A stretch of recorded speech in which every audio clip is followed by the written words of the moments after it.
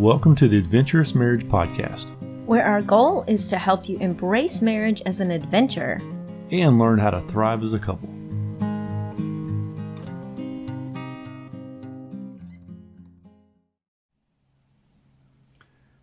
Hey everyone, welcome back to the Adventurous Marriage Podcast. We are so excited to come back today with another episode. It is a gorgeous, I don't know if this is even officially spring yet, but it's beautiful. It's a beautiful spring day here in North Florida.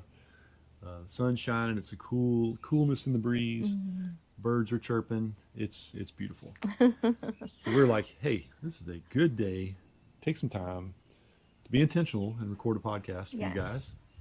And we're just trying to get this year rolling, you know. Right. So we've been very busy. Been doing some traveling, teaching marriage classes and coaching, and it's been a lot of fun. Yeah. And adventuring. Yes. So been take some time to do that. Yeah. So we've been to, let's see, since we've done our last podcast, we've been to Destin twice. Yes. Right? Yeah. Did a pastor's weekend, and then we did a military weekend. Which were both a lot of fun. Yes, powerful. They were amazing. God showed up. Woo! Yeah. And then we got to go to Mount Vernon, Ohio, which was beautiful. Yes, it was incredible. I've never been northern Ohio like that, and it was really pretty, beautiful. Yeah. Got to go into the Amish country. Yeah.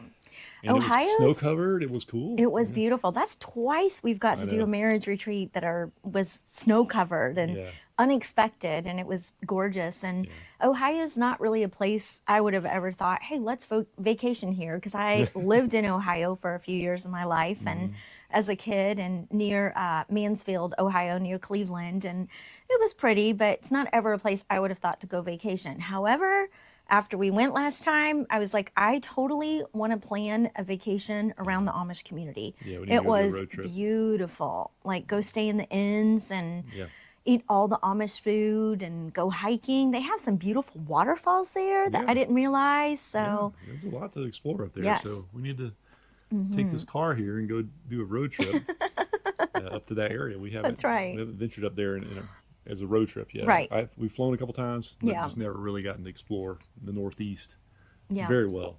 It's on the list. It's on the list. Yeah. So we're going to do it. But it's been a good time. We've been busy. We've been busy with family. Yes. Things are going well. We got our son might be moving out here this next month, which is crazy. Don't talk about it. I'll cry. I know. Growing I can't. Up. Our baby's growing up. He's not going far, but he's still going. Our baby's not a baby. He's 6'7", 250 pounds of pure muscle. Yeah. He's a big dude. He's not a little boy anymore. He's an amazing awesome. Young man. Yeah, yes. So we're excited Mighty for him. Proud of him. Yeah, he ventured out into adulthood, so that'll be fun. Yes. We're one step closer to getting to be empty nesters. So that's right. We're going to get there.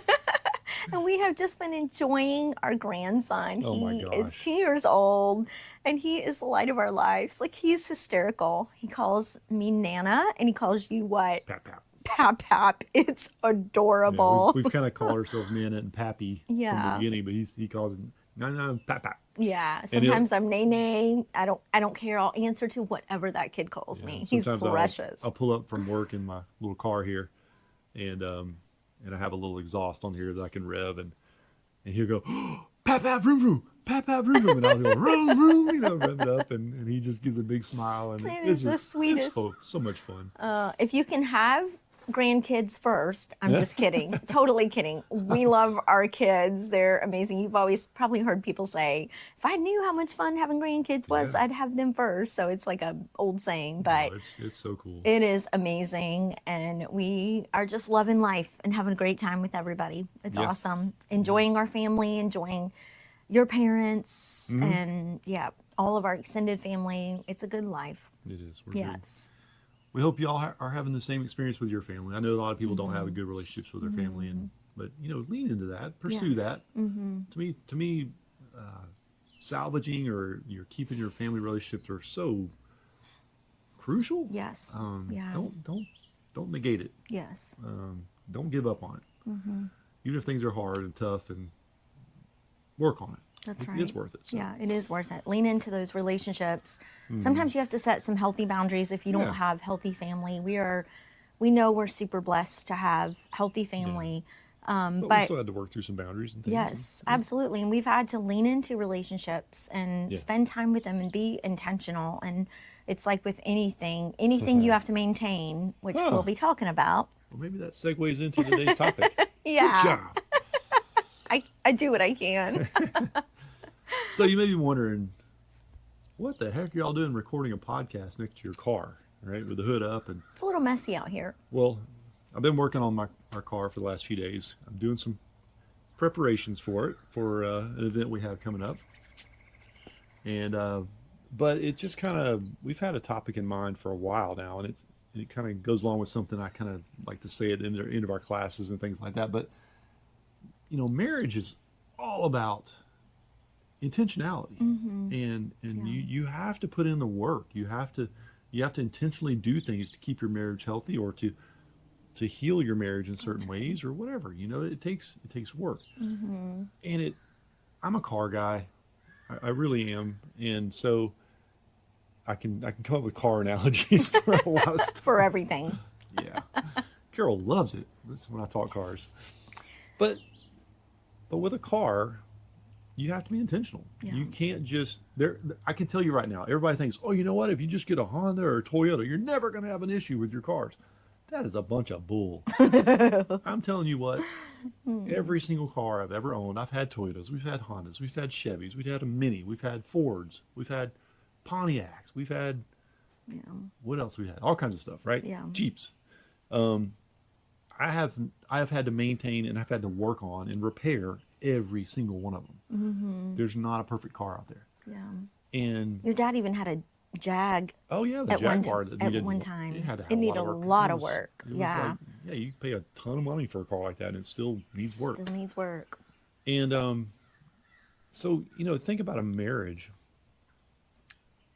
I think people have this mindset that I've just got to find the perfect spouse, and then I won't have any marriage issues. Uh, I have the Good perfect luck. spouse, and I can tell you we still have marriage issues. So I have the perfect spouse too. I mean, we're human. Yeah. There is no perfect person out there. Yeah.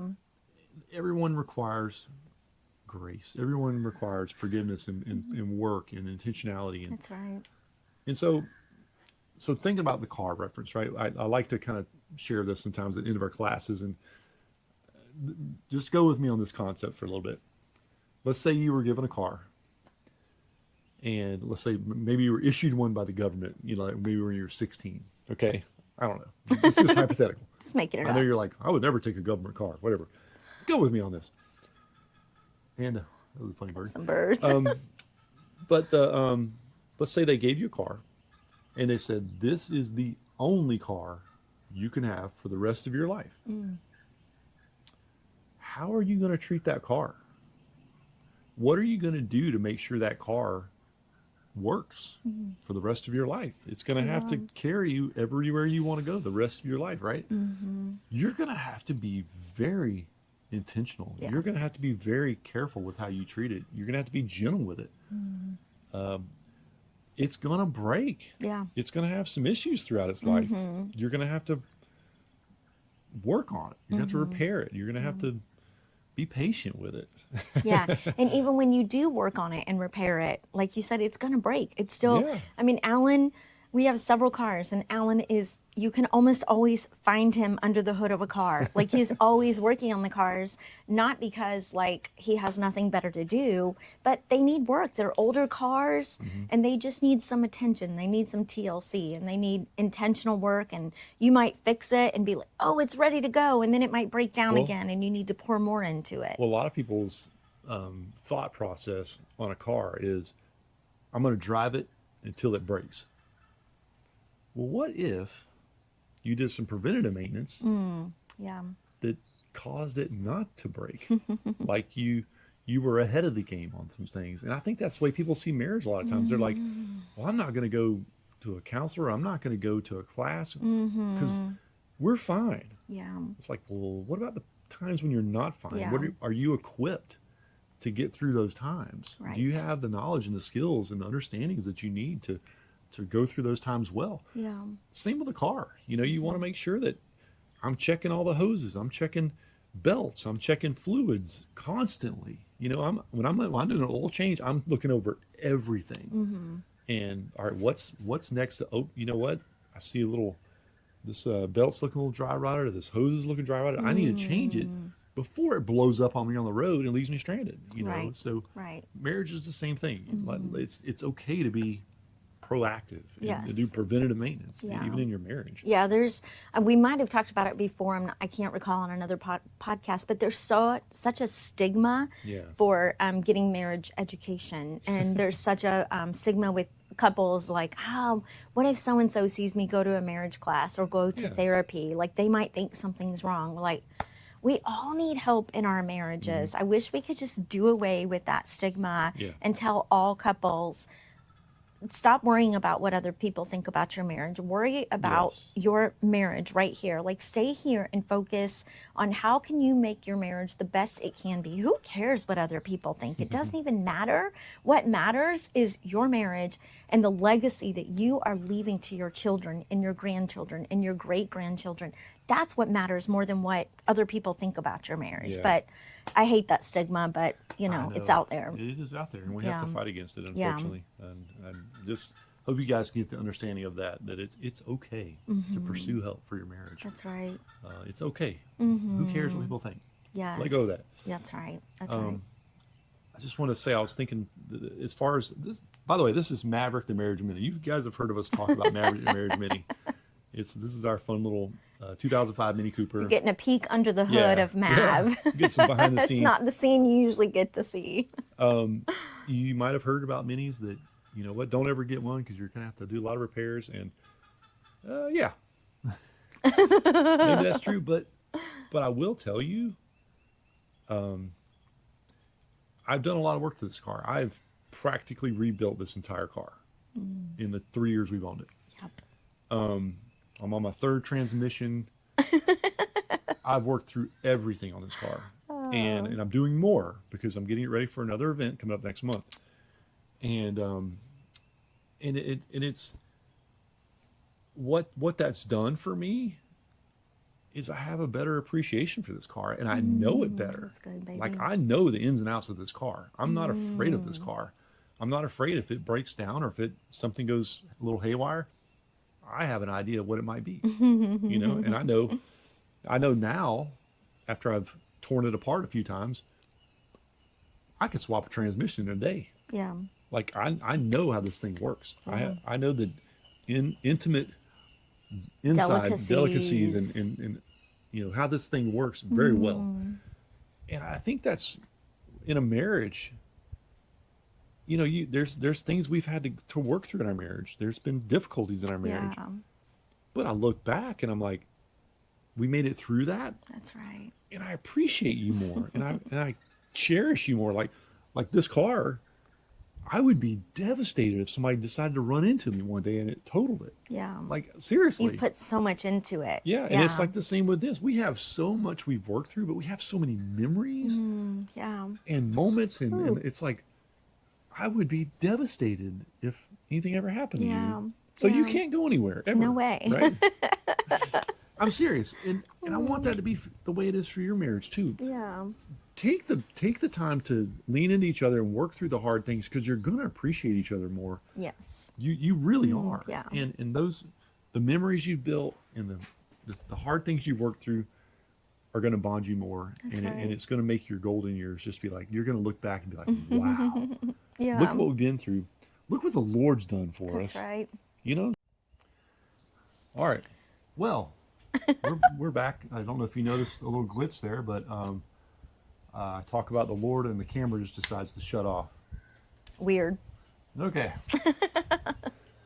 We're going to do an episode on spiritual warfare soon. So Yes, we are. it is real. So, Yep. But anyway, that's going to be another podcast. Yeah. But just talking about, the Lord's been a crucial part of our marriage. And if you don't know the Lord and you're trying to make your marriage work, it's going to be hard. Yes. I feel like the Lord has been crucial in keeping us together. And so Absolutely. highly encourage you to get to know the Lord. Yeah. If you don't know how, reach out to us. Yep. We would Find a good church. love to help you with that. Yeah. Yeah. But anyway, we just want to finish off this with talking about so one tool that we teach in the marriage classes that we teach through Live the Life. It's called the daily check-in, and it's basically just kind of a tool where you just kind of connect every day and talk through a list of topics. And so we're talking, so we're checking in with each other every day and kind of getting a feel for how are things going, right? Yeah. And we're able to offer appreciation to each other and have a safe way to, hey, you know what, this little thing is bothering me. Could we do it differently? Would you mind doing it? Things like that. And offering each other insight on what are our wishes, hopes, and dreams, and what's going on in our lives. What are some things we're trying to figure out day to day, Yeah. so we can be a team together. Yeah, and hearing each other's heart instead of just going about our own ways. And we'll get to that part. I don't want to get too far ahead, but having a system. So like when Alan checks on the car, he has kind of a system that he runs through. Like at least weekly. Yeah. I'm going through every single car we have. I'm checking all the fluids. I'm looking everything over. I'm looking for drips underneath, right? And I'm listening as I'm driving them. I'm like, what noises do I hear? What does it feel right? Yeah, right? you're really in tune. Yeah. To this car. Yeah, and I want to be the same with our marriage. We need to be the same with our marriage. We need to know when, you know what, you seemed a little off last night. Is everything okay? Yeah. Do I need to look under the hood a little bit? Figure out what's going on. That's right. Yeah. Yeah. And it is really important in the same way. Like you should not, in my opinion, you should not know a car, anything in your life, a job, work, any kids, anything more than you know your marriage. Like this should be the place that you're leaning in the most. And Alan knows the cars pretty well, right? But he knows me even better. He knows like when I make a face or when I'm quiet or when I do something different, he knows something's off and he knows to check in with me and hey sweetie, like something seems off. Are you okay? Like, do we need to sit down and talk about it? And he's always right about it. But sometimes, I'm not in that place where I want to, and we have to take the time to kind of take a little bit break, and we'll come back to that conversation later at another time. But just all that to say, like, he's really in tune with me, and I'm in tune with him, and I know when something's not quite right. You came in the other day from work and something wasn't quite right, and I thought it was me. I made the assumption that it was me, and I thought, oh, he's not happy with me. I didn't get dinner ready on time. I wonder if he's upset about that. He wasn't at all. I'm harder on myself than anybody else will ever be.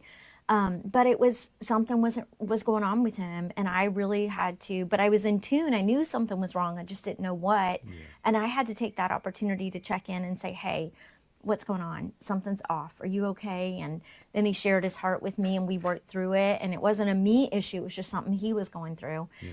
So it's so important to be in tune with each other in marriage. And you can't do that if you're not putting in the work ahead of time. You're not going to know, hey, something's wrong with the car if you're not in tune with the car, listening to it and like, it's making a funny sound. You know that because you've studied it, you've worked on it. Same thing in your marriage. You're not going to really know what's going on with your spouse if you haven't put the time and the effort in and studied them. That's more important than anything. In a healthy marriage doesn't just happen, right? It is not a matter of finding the perfect spouse. Right. It is not a matter of buying the perfect brand or model car. It's not a matter of that. It is a matter of putting in the work. That's right. Being intentional. You don't just if you don't put in the work in your marriage or in your car, they're gonna break. It's just the way it is. You're gonna drift apart. The car's gonna it's gonna wear out. It's gonna need some repair, and it's gonna leave you stranded if you don't put in the work, take care of it. So that's right. So and sometimes life gets busy, and maybe you don't put in the maintenance on your car, and something does happen. A hose bursts on the highway, or a tire blows out, or breaks. Whatever. Sometimes you do have to react to that. Right. But the goal is to put in the work ahead of time, so that you're not having to always respond to a crisis in your car or in your marriage, right? So it's worth it. It is highly worth it. And it's fun. Honestly, put in some time. Connecting with your spouse is actually fun. I know a lot of guys are like, I don't want to get all ushy gushy and feelies, and Give up on that crap. Come on. If you want to talk to me about being a man, I would rather be more of a man by winning this beautiful lady's heart than by being tough and by being like, I'm macho or I'm a man. It's like, forget all that crap. Yeah. If I win her heart and she sees me as the best man and the best husband in the world, and I do, I'm winning. And I'll challenge you that on anything, any man challenge. Any man challenge. So. Yeah, and that is something that Alan has worked really hard on. First of all, he's always been an amazing husband. But in the last 5 years, Alan has worked, almost 6 years, has worked so hard on being a safe space for me emotionally, for me to just come to and say, hey, I'm feeling this, and I don't feel shut down anymore. And he has worked really hard on that. So one of the best investments that Alan has ever made in our marriage is learning how to be a safe space for me. Yeah. So I can just come to you with anything. Yeah, I mean, we need to be that for each other, right? We need to be the safest space available for our spouse. Yeah. Anywhere, right? We don't want them to have to go to someone else. Yeah. Whole other podcast. Well, we got lots of stuff. So. Yeah. But we want to wrap this one up. Just wanting you to be intentional, be proactive in your marriage. And it's worth it. It's worth the payoff. Yeah. To put in that effort and to not just drift. Yeah. Because drifting only gets you lost. That's right. Yeah. Right? That's right. So, yeah. This is even a sailing analogy if you want to. There you go.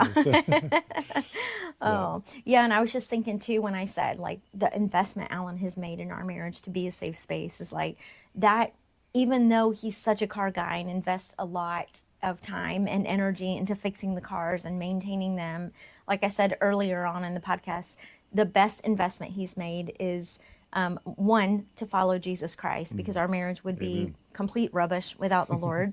And two, to invest in learning my heart, learning my soul, learning what the ins and outs of me, the delicacies that we talked about with like the car. And so we just want to encourage you guys in that. Just whatever your hobbies are, whatever you love doing, make this a hobby, right? Yeah. Make your marriage your hobby. Make your marriage the place where you are investing more here, the most here than anywhere. The only other place that you should be investing more time and energy and thought into is your relationship with the Lord. That's right. It, y'all. Not ministry, not hobbies, not work, not kids. The Lord and this. It has to come first, and then everything else is the overflow. Exactly. Yeah, and it'll go better. We've learned. Exactly. We're learning. Always learning. Yes. You always will be. That's right. So just want to wrap this up. Thank you guys for being here today. We hope this was encouragement. We hope it was motivating. Yeah. And just inspiring. That's what we want to do. Mm-hmm. If you know of a couple who could use this, who needs to hear what we have to offer, send them to our podcast. Yeah. Share it with them. Like and subscribe to this, please, so we can get this out there to more people. I know that I hate the algorithms. I hate having to play that game, but it's how it works. Yeah. And the more you guys like and share, the more to reach more people. That's right. So your liking and subscribing is a ministry. So. That's right. And it encourages us as well, because sometimes on the other side of it, you're like, is this even worth it? I mean, we have had to stop this thing 4 times.